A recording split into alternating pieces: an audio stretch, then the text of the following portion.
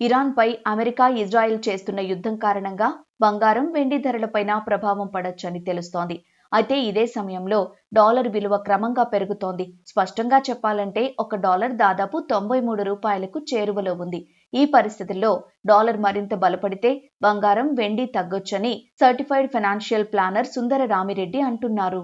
Last 1 month నుంచి కొంచెం చూసుకుంటే గోల్డ్, సిల్వర్ ఏం పెరగలేదండి. బట్ అదే టైంలో డాలర్ లాస్ట్ 1 మంత్‌లో 4% పెరిగింది. ఇప్పుడు డాలర్ రఫ్‌గా రూ. 100 దగ్గరలో ఉందన్నమాట.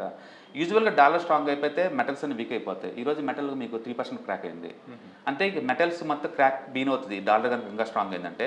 ప్రపంచం మొత్తంలో సేఫ్టీ కోసం అందరూ పరిగెడుతున్నారండి. ఆ సేఫ్టీలో వాళ్ళకి మిగిలింది డాలర్ అనమాట.